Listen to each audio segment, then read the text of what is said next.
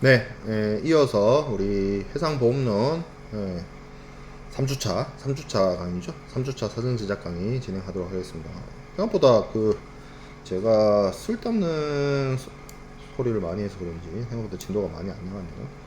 자, 이게 쉽게 치고 넘어갈 수 있는 것들은 쉽게 정리하면서 넘어가도록 하겠습니다. 해상보험 계약의 성립은 무역계약처럼 청약과 승낙으로 이루어집니다. 물론 근데 일반적인 무역계약이랑 다릅니다. 뭐가 다르다 했어요? 그 계약을 체결할 때 무역계약의 경우에는 청약과 승낙, 진짜 거래 제의와 승낙을 통해서 반대 청약하고 뭐 이러면서 교섭이라는 행위를 통해서 거래가 성립이 되는 데에 반해서 해상보험 계약은 부합 계약이죠.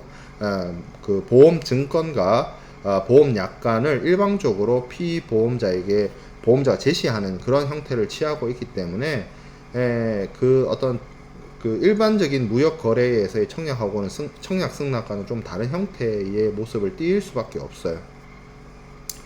자, 그래서 그 해상보험 계약에서 청약으로 말하는 것은 어떻게 보면 보험 계약자, 피보험자가 보험자에게 나 보험 들겠다라고 의사 표현을 하는 거 부터가 청약입니다. 헷갈리면 안 되는 게 보험회사가 피보험자한테 보험 드세요 하는 건 영업이고요. 청약의 유인이에요. 무역계약으로 굳이 말하자면. 진짜 보험계약자나 피보험자가 보험자한테 나 보험 듣게, 나 보험 넣겠어 라고 의사표현하는 거 거기서부터가 청약이에요. 거기에 대해서 그러면 보험자가 그거를 받아서 뭐 이런 보험 드세요 뭐 이렇게 아니면 이제 계약을 성립을 하게 되면 이제 승낙 행위가 되겠죠. 그래서 원래대로라고 하면 정식적으로는 보험 청약서에다가 피보험자나 보험계약자가 보험자에게 정식으로 보험 부보를 요청을 하는 것부터 시작을 해서 그 계약 자유를 하고 계약 자유의 원칙이기 때문에 승낙의 방식에 대해서 제한이 있지는 않습니다. 그러니까 보험회사가 피청약자의 보험을 들겠다라고 하는 그 어떤 의사 표현에 대해서 어떤 방식으로 받을지에 대해서는 그것이 제한이 있거나 제약이 있는 것은 아니에요. 뭐 제가 오프라인 수업 때 그 얘기를 했던 것 같은데 전화로 내가 저 보험료 냈으니까 보험 듣게 넣어줘 뭐 이렇게 하는 거 그것도 괜찮아요. 그래서 뭐 따로 나중에 뒤로 뭐 보험 부보는 시작을 했지만 계약서 나중에 따로 쓰고 가능해요. 뭐 안 될 건 뭐 있어요. 사인과 사인 간의 계약이고 그런 사적 계약에 있어서는 계약 자유 원칙이 적용이 되어서 뭐 어떻게 뭐 하면 되지 그런 거죠. 근데 이제 이게 이제 엄격하게 들어가면 법률적인 승낙의 시점이 있긴 합니다. 법적인 효력을 발휘하는. 자, 보험자에 의해서 이 아까 제가 얘기한 피청약자나 보험계약자가 작성한 보험청약서를 인수를 해가지고 사인을 하면 그 시점이 법률적으로는 보험계약을 승낙한 시점이고 뭐 실무적으로는 뭐 보험 증권 발행 시점을 사실은 승낙의 의사 표시를 대신해서 진행을 합니다. 그러니까 보험 체결하자라고 하면 이제 피보험자가 이제 뚜껑한 이런 약관 있는 그런 증권을 발행을 해가지고 보내는 그런 경우를 말한다는 거죠.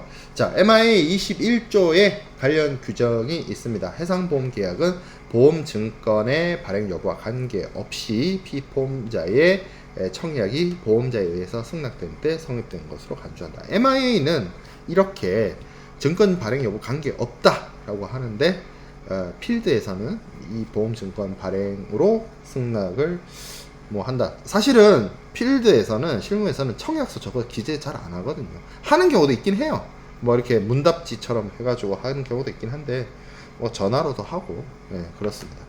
자, 해상보험 계약과 해상보험 계약의 체결 방식 직접 체결할 수 있죠. 보험자하고 피보험자하고 근데 뭐 법적으로 보험 계약도 어떤 특정한 요식 분료식이기 때문에 뭐 양 당사자 보험을 들겠다 보험을 부보하겠다에 대한 의사만 합치되면 뭐 어떤 특정한 계약의 어떤 형식적인 틀이나 이런 것들은 정해져 있지 않습니다. 그래서 주로 보면 보험자는 이런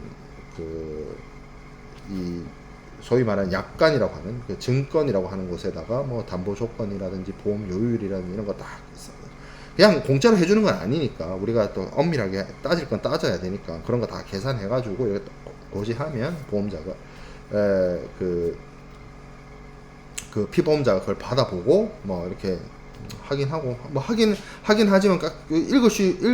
읽지 않죠. 너무 내용이 많아서.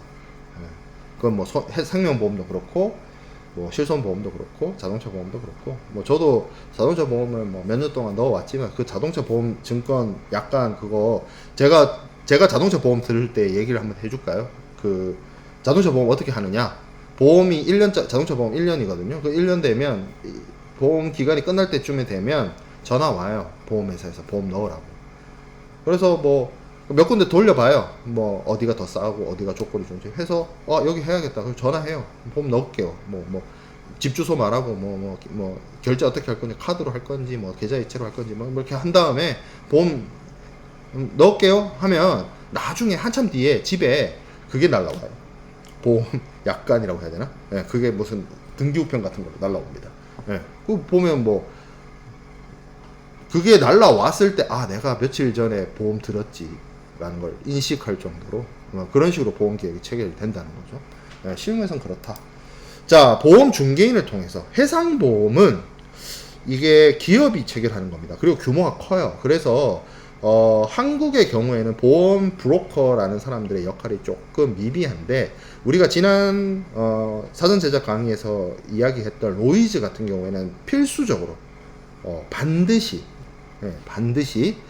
브로커를 이용을 해서 보험 계약을 체결합니다. 우리가 알고 있는 저희가 설명을 드렸던 신디케이트라든지 그 언더라이터들을 우리가 피보험자들이나 보험 계약자 직접 상대할 수가 없어요. 무조건 브로커를 통해서 계약을 체결하고 요 보험 계약자와 요 브로커들이 보험의 뭐 인수 조건이나 뭐 이런 것들을 다 조율을 하면 슬립이라고 되어 있는데 이 슬립이 부전지라고 하는데 그 옛날 종이라고 생각해봅니다. 옛날에는 종이를 하는데 종이가 귀하니까 어떻게 보면 우리가 오늘날처럼 뭐 A4지가 있는 시절이 아니에요. 뭐 그래서 이렇게 종이를 뭐라고 해야 될까요?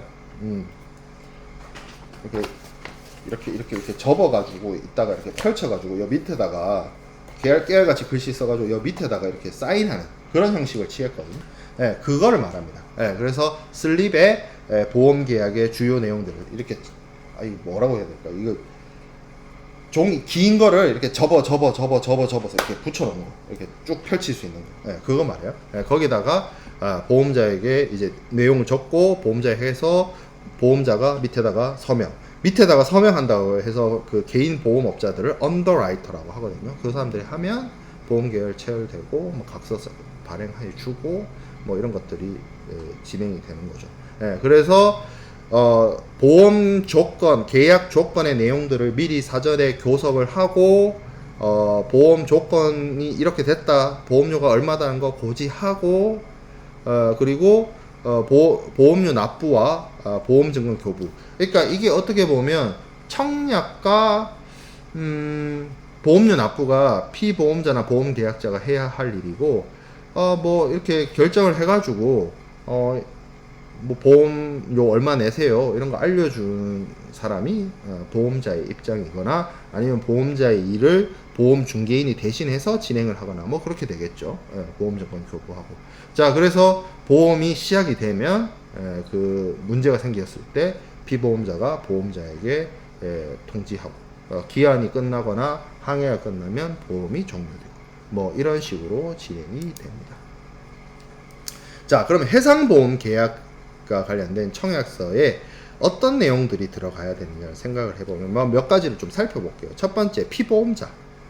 뭔가 문제가 생겼을 때 보험회사로부터 보상을 받는 그런 사람들을 이야기를 하는 것이고, 보험 청약자, 보험 계약을 청약하고 보험료를 납입하는 자, 피보험자와 상의한 경우에 뭐 쉽게 말하면 보험 청약자가 일종의 보험 계약자가 되는 거죠.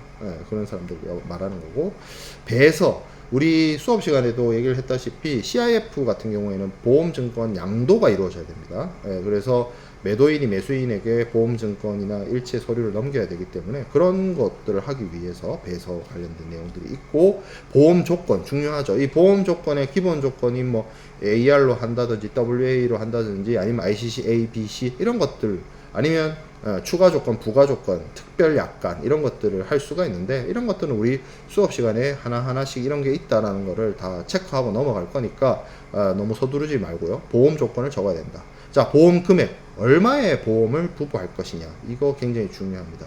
이 보험 금액이라고 하는 것이 손해가 발생했을 때 보험자가 보상하는 최고 한도기 때문에 이런 것들을 정해서 보험 청약서에 집어넣어야 될 것이고, 보험 하물이 어떤 것이냐, 뭐 물건이면 물건, 뭐 선박이면 선박, 뭐 적어야 될 것이고, 운송이라고 한다면, 해상보험과 관련된 운송이라고 한다면 선적지가 어딘지, 양육지가 어딘지, 한적항이 어딘지, 선박이 무엇인지 뭐 등등등등 적어야 되겠죠. 그리고 이 거래되는 물품이 만약에 어떤 물품이다, 하물이다라고 하면 하물에 이게 수출이 이루어지는 물품이기 때문에 인보이스 같은 것을 지급을 해야 될 거고요. 그리고 보험금을 받아야 되는 그런 상황이 있다라고 한다면 그것에 대해서 뭐 받아야 되는 지점 뭐 이런 것들 적을 수도 있고, 손해가 났다, 보험 사고 났다 그러면 어디다 알릴 건지 뭐 그런 것들도 적어야 되겠죠. 그래서 서명하고 제출합니다. 자, 해상보험 계약에서의 보험 조건 있는데요. 이건 뭐 뒤에서 더 자세하게 살펴보긴 하겠지만, 우리가 한 학기 동안 어떻게 보면 이런 것들 다 배운다라고 하면 됩니다. 근데 지금 단계에서는 이거 하나하나씩 세부적으로 다 하기가 힘들잖아요. 그래서 무슨 컨셉이냐면, 보험 조건에는 얘네들이 있다 정도로만 체크하면 돼요. 뒤에서 하나하나씩 다 배울 거예요. 그래서 보험의 어떤 기본 조건만 먼저 딱 정리를 해보면 이 두 가지가 있습니다. 카테고리를 나누면 구협회 적하약관이 있고 신협회 적하약관이 있습니다. 구협회 적하약관이란 말은 올드예요, 올드. 신협회 적하는 뉴예요. 뉴 버전, 올드 버전. 근데 이렇게 얘기를 하면 신 버전만 공부하면 되는 거 아니냐라고 생각할 수 있는데, 보험은 안 그래요. 보험은 구 버전도 알아야 됩니다. 왜냐면 구 버전 쓰는 사람도 있어요. 이 뭔가 개념적으로 정서적으로 충분히 이해 안 될 거라고 생각이 드는데, 새 물건 나왔으면 새 물건 써야 되는 거 아닙니까? 윈도우가 나왔으면 윈도우를 써야지 왜 도스를 왜 씁니까? 이럴 수 있는데, 도스도 쓰고 윈도우도 쓰고 한다는 거죠. 자, 그래서 구협회 적하약관에는 어떤 것들이 있느냐, 올 리스크 조건이 있습니다. 전위험 담보 조건이라고 하고요. 면책되는 것을 제외한 모든 손해를 보상하는 조건이고, 분손 부담보 조건입니다. 이거 말이 어렵습니다. 근데 이렇게 끊어서 봐야 돼요. 분손이 있고요. 분손을 이게 아니부자거든요. 아니부자. 부당하다 뭐 할 때, 부정 뭐 이렇게 할 때, 부정하다. 그러니까 분손을 담보하지 않는다는 뜻이에요. 분손을 담보하지 않는 조건이라는 뜻이에요. particular average에서 보험자가 자유롭다는 뜻이에요. 영어 표현은 free from particular average죠. 이게 영어 표현의 해석은 particular average로부터 보험회사가 프리하다, 책임이 없고 자유롭다는 뜻인데, 그게 반대로 뒤집어 보면 particular average에 대해서 보험자가 담보해주지 않는다, 부보해주지 않는다, 사고가 나도 분손에 대해서는 보상하지 않는다는 뜻이거든요. 그래서 전손이나 공동훼손의 경우에는 보험자가 보상을 하지만 단독훼손은 보상을 하지 않는다라는 것이 FPA이고요. 분손 담보 조건이 있어요. with average가 있어. 이건 해준다는 얘기예요. 해준다는 얘기입니다. with 같이 가자, 함께. 자, 이렇게 나뉘어져 있습니다. 이게 구협회 적하약관이고요. 신협회 적하약관은 똑같은 세 개로 이루어졌는데 ICC A, B, C입니다. 물론 ICC A와 AR이 똑같냐? 완전히 똑같지는 않아요. 그런데 비슷하다고 볼 수가 있고요. 그리고 WA하고 B가 비슷하냐? 비슷하다고 볼 수 있지만 달라요. 그리고 C하고 FPA 비슷하냐? 뭐 비슷하다고 볼 수 있지만 달라요. 그리고 그 ICC BC와 WA, FPA의 차이점은 생각보다 클 수 있어요. 여러분들이 생각하는 것보다.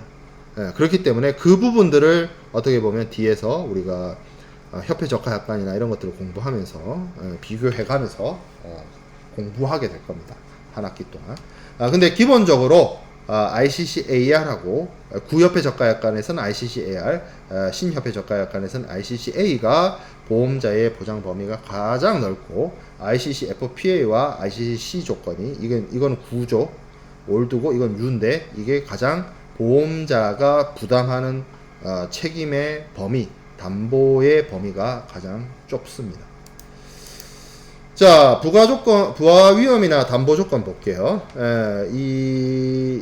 기본적으로 ICC AR이나 ICC A의 경우에는 보험자가 보상하지 않는 부분에 대해서 이제 규정을 하고 있고, 그 외에는 일단 기본적으로 보험자가 다 책임을 져준다는 조건이기 때문에 뭐 좀 논외로 봐야 되는데, ICC B나 C, WA나 FPA의 경우에는 보험자가 어떤 것에 대해서 사고 발생 시 책임을 진다는 게 열거로 이거 책임진다. 뭐 쉽게 말하면 생명보험 같은 뭐 위암, 간암, 폐암 이런 걸 책임집니다. 뭐 암보험 같은 거. 예, 그렇게 하듯이 ICC B나 C, WA나 FPA의 경우에도 보험자가 책임지는 것에 대해서 이거에 대해서는 책임을 진다.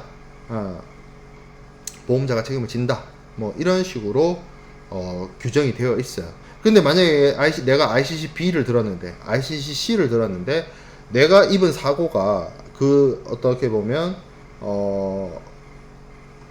보험 증권에 그런 내용이 없다라고 하면 곤란해지겠죠. 보험을 들었지만 보험 부보 범위에 해당이 되지 않아서 그래서 뭐 보상을 못 받는. 그러니까 예를 들어서 아까 제가 말한 뭐 암보험이라고 치면 예를 들어서 희귀암 암보험을 들었는데 희귀암에 걸렸어. 근데 그 보장 범위에 해당이 안 돼. 그래서 보험회사로부터 보험금을 받지 못하는 뭐 그런 일들이 발생할 수 있어요.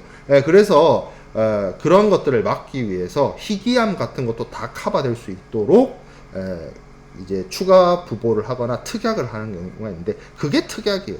특별한 약속이라는 뜻이죠. 특별한 약속. 부가 위험, 추가 위험에 대해서. 그러면 부가 위험이나 추가 위험의 경우에는 보험회사 그냥 해주냐? 아니겠죠. 돈 받겠죠. 추가적인 보험료를 더 내고 추가 위험이나 부가 위험에 대해서 부보를 할 수 있습니다. 추가적으로. 그리고 ICC-A나 AR, 우리가 소위 말하는 전위험 담보 조건이라고 하는 것들에 있어서도 보험자가 기본적으로 ICC-A나 ICC-AR에 면책이라는 게 있기 때문에 보험자가 책임지지 않는 사안에 대해서 면책 조항을 다 넣어놔요. ICC-A도 그렇고 ICC-AR의 경우에도 그렇고 그런 면책 사항에 대해서 뭔가 뭐 해결을 보거나 뭐 화물의 특성에 따라서 아니면 그 위험의 특성에 따라서 ICC-A나 ICC-AR로 보험을 넣더라도 추가 보험료를 납부하거나 부가 위험을 특약을 해야 되는 상황이 발생할 수도 있습니다. 자, 그러면 해상보험 계약의 체결의 효과 봅시다. 당연히 계약이 체결되게 되면 법률상의 권리가 생겨나게 됩니다. 피보험자는 보험자에게 보험료를 내야 되고요.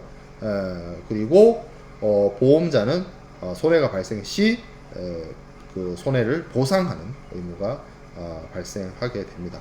그리고 보험자의 의무를 좀 다른 의무도 함께 지급을 함께 좀 살펴보면 보험 증권을 교부합니다. 거기에 이제 보험 계약의 조건이라든지 면책 사항이라든지 뭐 이런 것들이 담겨져 있죠. 그리고 보험금 지급 의무가 있는데 쉽게 말해서 보험 계약에 대해서 뭔가 그 보험 계약 내용에 따라서 발생된 사건 사고에 대해서 약정된 어떤 보험금을 지급할 의무가 당연히 보험자로서는 있고요. 그리고 보험료 반환 의무가 있습니다. 보험료는 기본적으로 피보험자가 보험자에게 내는 겁니다. 근데 뭐 보험 계약이 무효이거나 보험 계약이 뭐 취소되거나 뭐 아니면 보험 계약이 해지되거나 뭐 이런 경우에는 이미 받은 보험료를 반납해 줄 의무가 있습니다. 좋지 않은 케이스겠죠? 자, 그 다음에 보험 계약자 또는 피보험자 의무가 있습니다. 가장 중요한 거는 보험료의 납부 의무입니다. 여기서 여러분들이 헷갈리면 안 되는 게 피보험자가 보험회사, 보험자에게 주는 돈은 보험료라고 합니다. 보험료, 요금이라 뜻이죠. 요금, 프리미엄, 요금이에요. 요금, 통신요금이라고 하잖아요.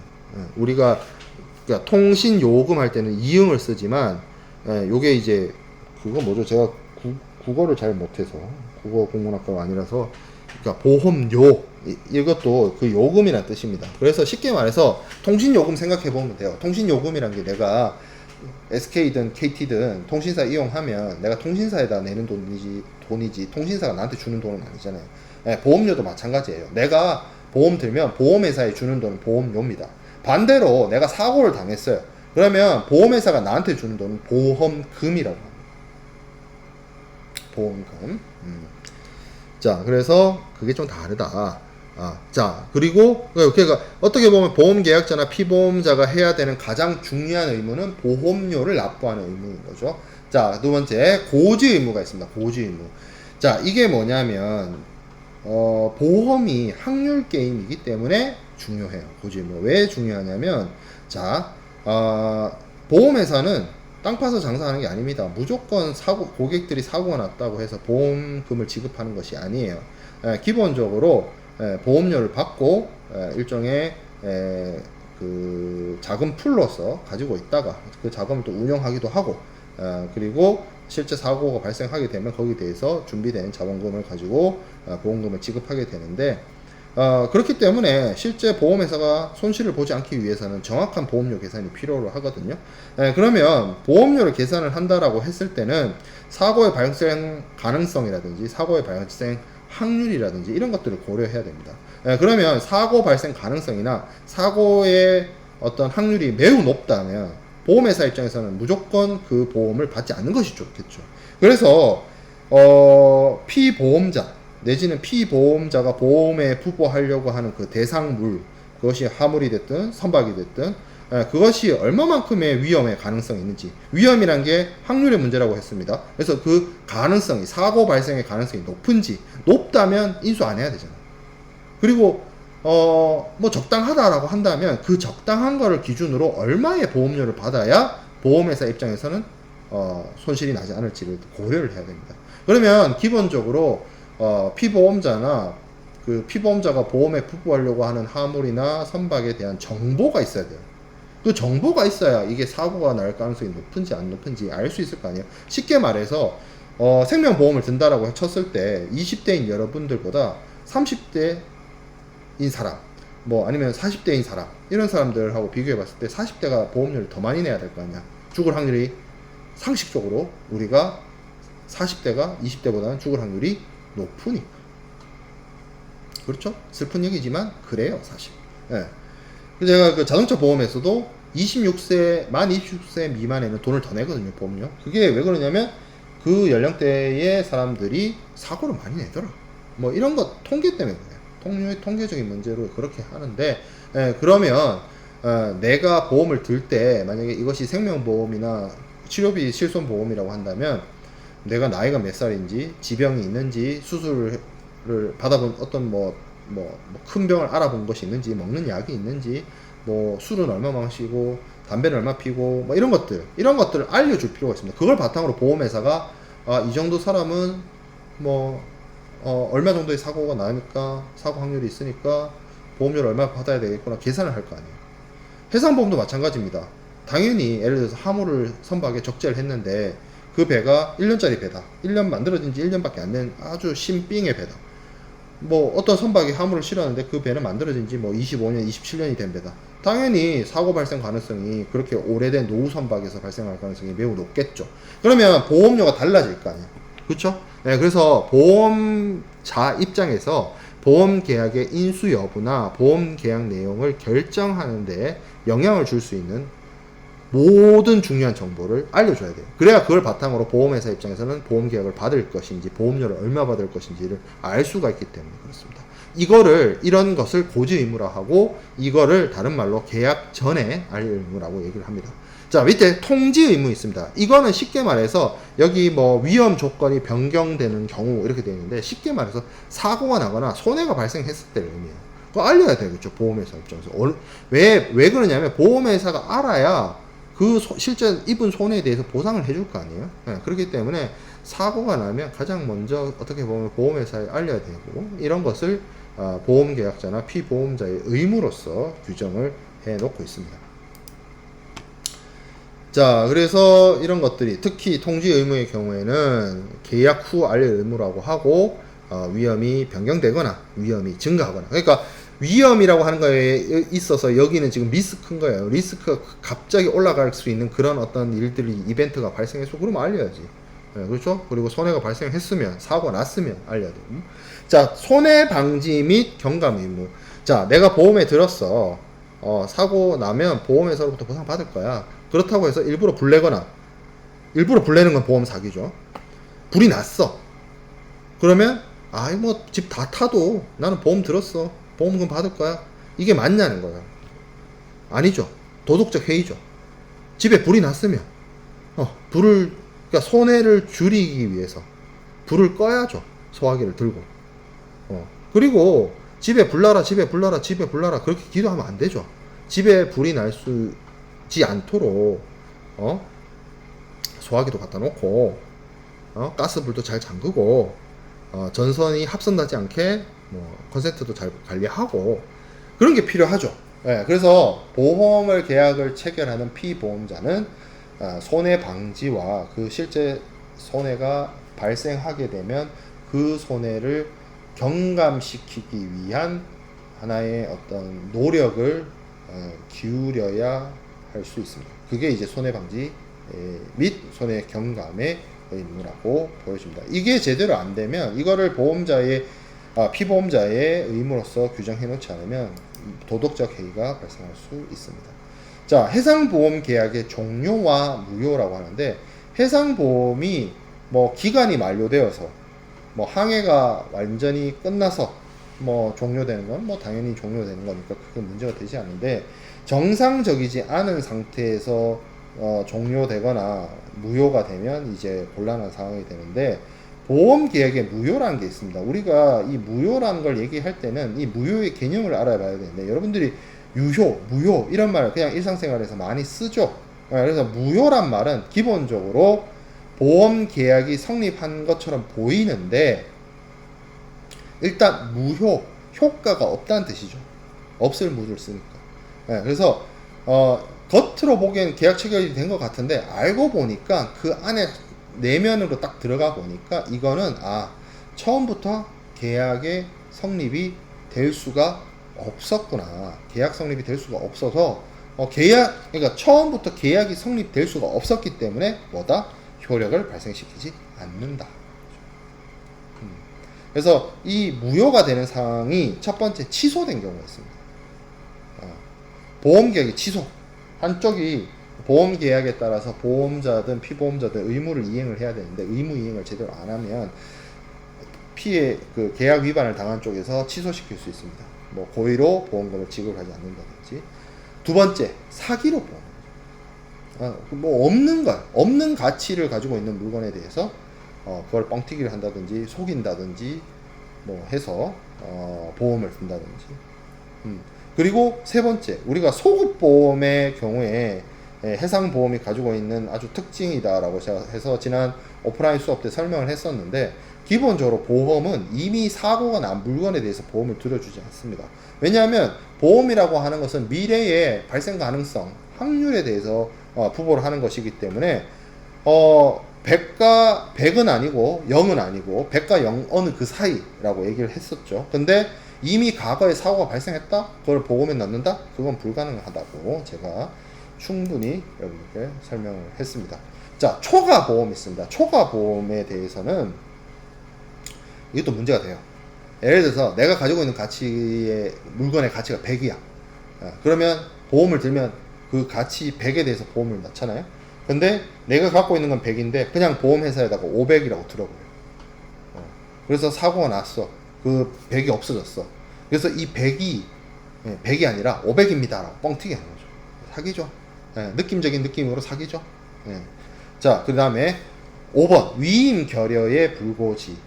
보험은 대리인을 통해서 할 수도 있고 중개인을 통해서도 할 수 있습니다. 근데 이게 당사자로부터 정당한 권한을 위임받은 사람이 그런 대리 업무를 할 수가 있어요. 근데 이 사람이 본인에게 허락받지 않고 자기가 대리하는 사람에게 뭐 허락을 받지 않고 계약을 체결한다거나 했을 때 보험 계약이 무효가 될 수 있습니다. 자, 그리고 계약 자체가 뭔가 위법이야. 이거 문제 있어요. 문제 있습니다. 그리고 7번 피보험 이익의 결여. 근데 피보험 이익이란 말이 우리가 피보험 이익에 대해서 아직 공부를 하지 않았기 때문에 추석 전에 배우나? 추석 기간 올라갈 사전시작 강의를 통해서 배우거나 할 텐데, 피보험 이익이라고 하는 거는 보험 계약의 어떻게 보면 목적이자 그거를 보험에 드는 거예요. 피보험 이익을 보험에 드는 대상이 되는 것인데, 보험에 들 대상이 없다. 내가 보험 계약을 체결하는데 보험 계약의 대상이 없다 라고 하면 말이 안 되죠. 그래서 그런 경우에도 피보험 이익이 없다라고 하면 당연히 보험 계약은 무효가 됩니다. 아직 여러분들이 피보험 이익에 대해서 학습을 하지 않았기 때문에 지금 제 말이 완전히 이해되지 않을 수도 있어요. 근데 피보험 이익에 대해서 공부를 하고 나면 이 말이 충분히 와닿을 것이라고 생각이 듭니다. 자, 해상보험 계약의 소멸 있습니다. 우리가 무효도 봤는데 소멸도 있어요. 효력이 종료됩니다. 그러니까 보험 계약, 그러니까 무효는 처음부터 없었던 거예요. 처음부터 있었던 것처럼 보이지만 신기루 같은 거예요. 가보니까 없어. 저 멀리 오아시스가 신기루처럼 보이지만 실제로 거기 가보니까 모래뿐이었다는 거죠. 그게 무효라고 한다면, 보험 계약의 소멸은 있었는데 점점 사라지는 거죠. 저수지처럼. 그게 이제 소멸이에요. 대표적으로 실효되거나 해지되거나 하는 거죠. 실효라고 하는 거는 쉽게 말해서 효력 상실입니다. 효력 상실을 실효라고 하는데, 효과를 잃어버리다. 분실할 때 실제예요. 그래서 효과를 잃어버리다 이 뜻이거든요. 근데 보험 계약이 효과를 잃어버리는 것은 뭐 첫 번째로 보험을 들어야 되는, 보험 계약을 체결해야 되는 목적이 없어지면 있을 수 있습니다. 뭐 그 매매 계약이 통째로 뭐 취소됐거나 뭐 계약이 해지됐거나.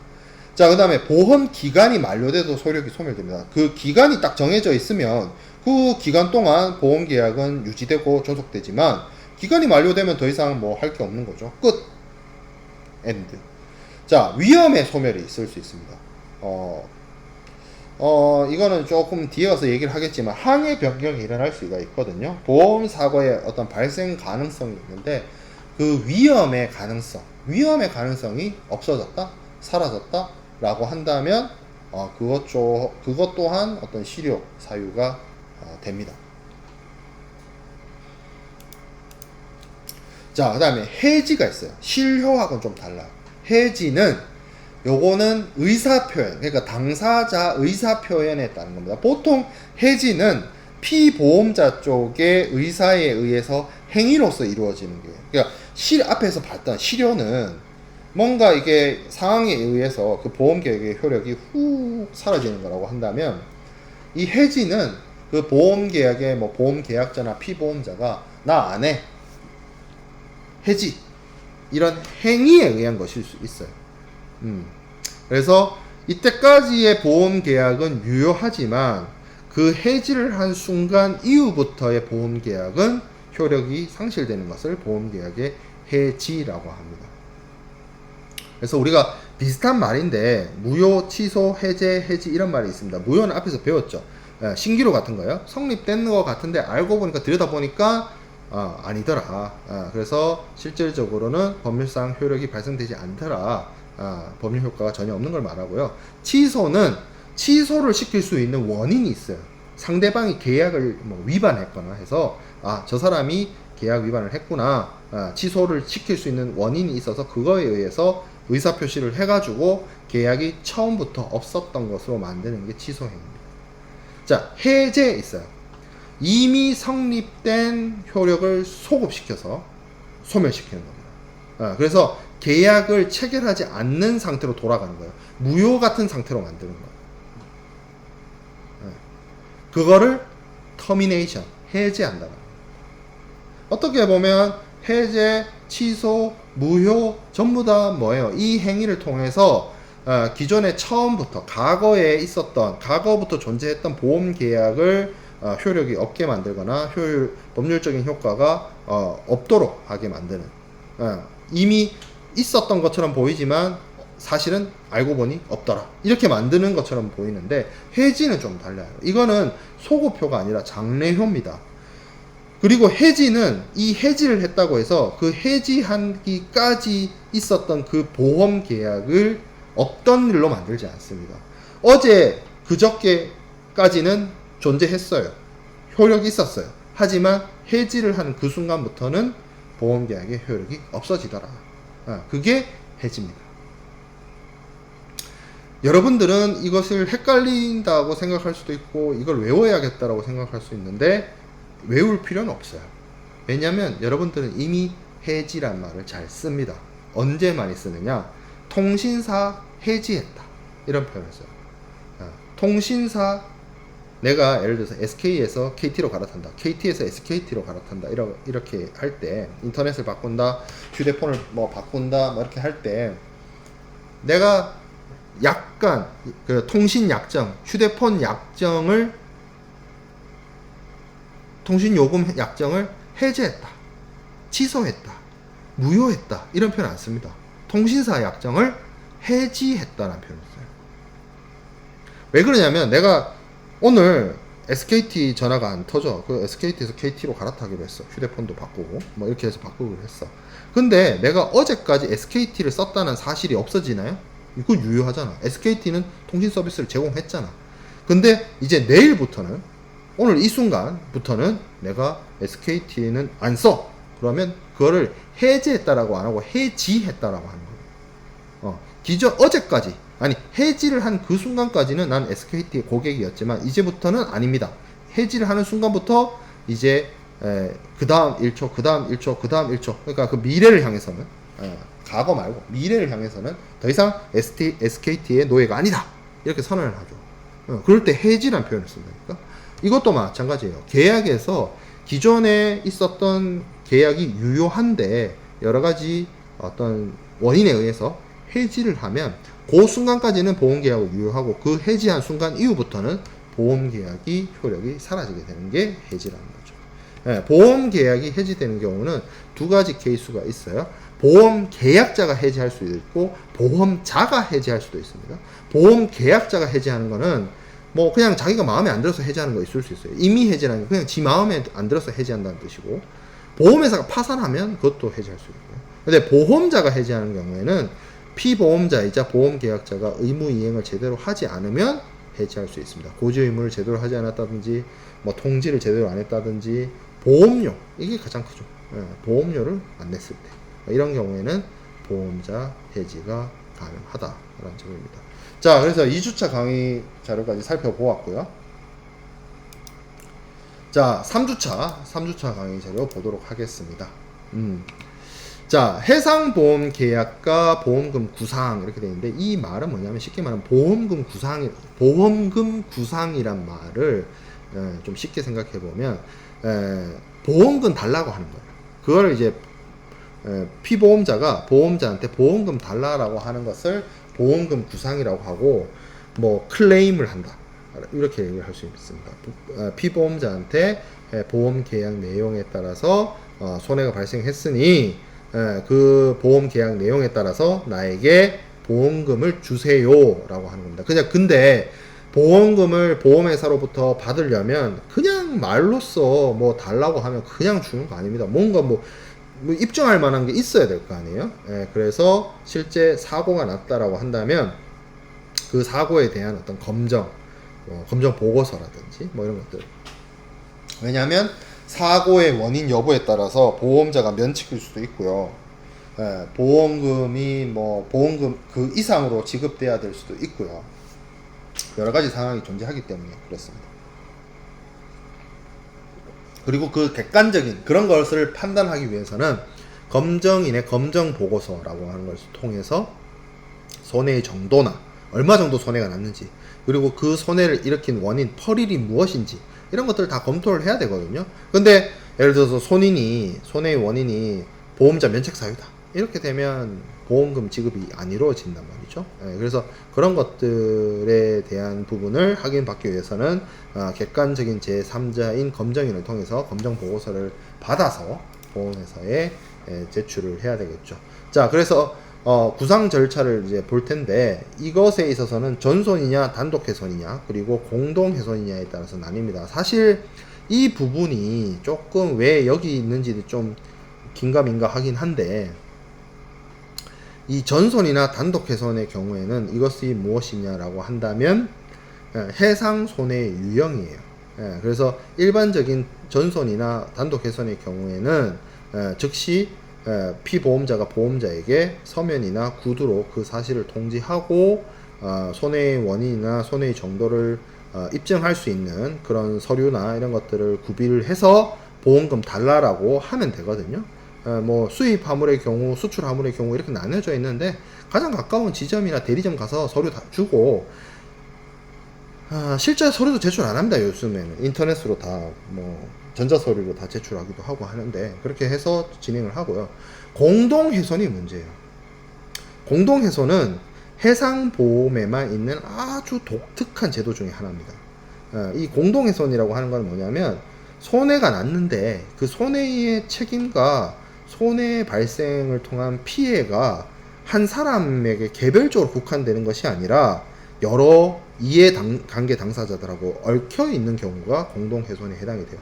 이 공동훼손에 대해서는 오늘 자세하게 다루진 않겠습니다. 우리 또 뒤에 해상손해에서 엄청 자세하게 다룰 거기 때문에 뭐 그때 자세하게 얘기를 하고, 이거는 해상보험에만 있는 제도다, 뭐 그것만 체크하면 될 것 같아요. 공동훼손에 대해서는.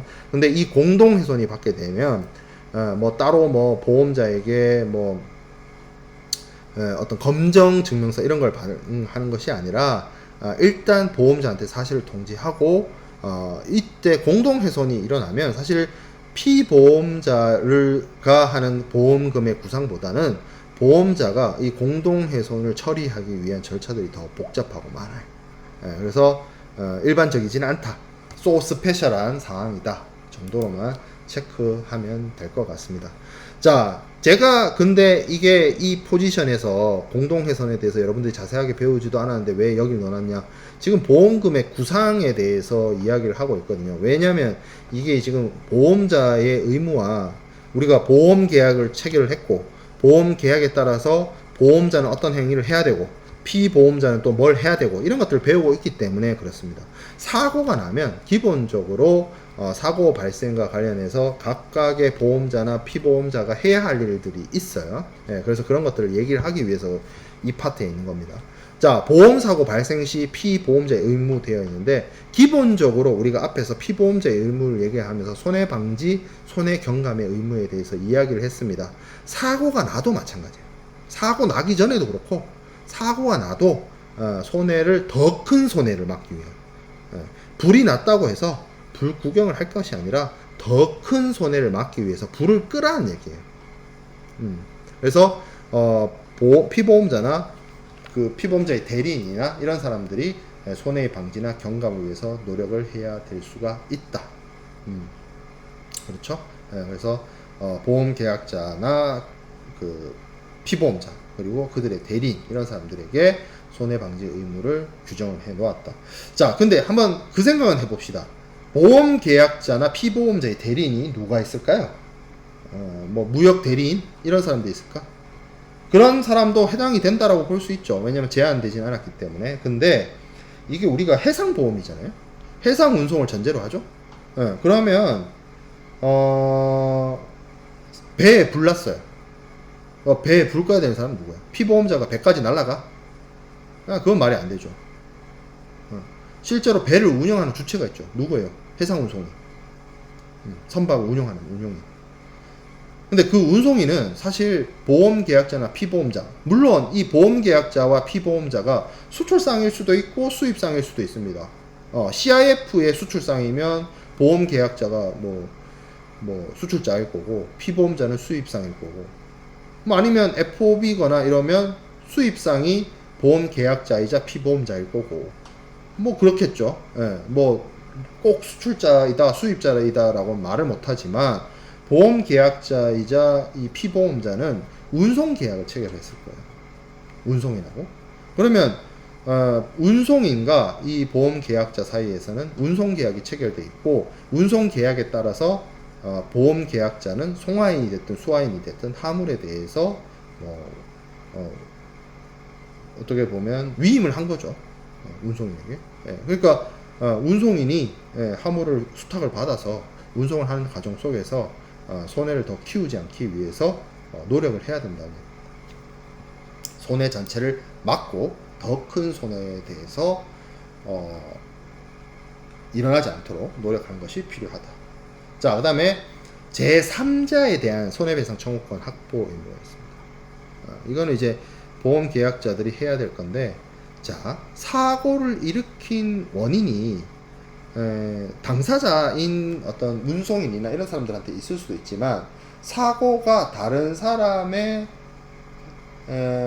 어떤 컨택이라든지 뭐 어떤 거에 의해서 피해가 있을 수도 있잖아. 그러니까 사고가 꼭 이 보험 계약자나 피보험자의 잘못에 의해서 일어난 것이 아니라 제3자에 의해서 사고가 날 수도 있잖아요.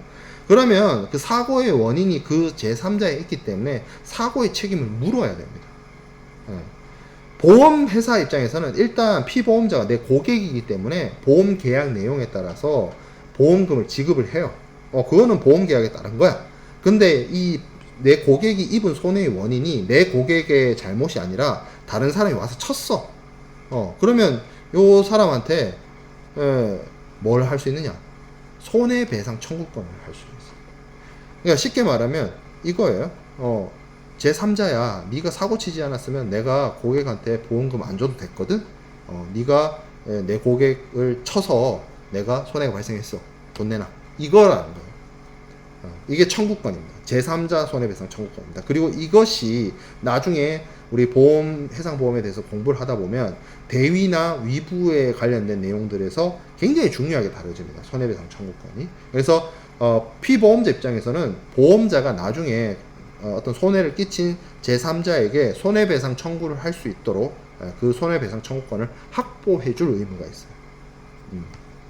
좀 이해가 안 되면 다시 지금 이해 안 돼도 좋아요. 이런 것들은 손해배상 청구권이라든지 이런 것들은 이해가 안 될 수 있어요. 하지만 뒤에서 우리가 대위나 위부 이런 것들을 공부하게 되면 다 알게 된다.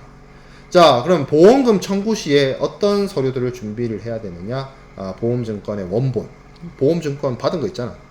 상업송장, 선화증권, 포장명세서. 가장 중요한 건 검정보고서죠. 객관적인 제3자가 이거 사고 원인 이거고 손해 정도 이만큼입니다. 이거 뭐 처리해서 뭐 보험회사가 보험금 지급하세요. 이거를 피보험자 말만 듣고 보험자가 할 수가 없기 때문에 객관성을 담보해야 되잖아요. 그래서 검정보고서 이런 것들을 사용을 해서 진행을 한다는 거죠. 그래서 그것이 중요하다라는 것이고,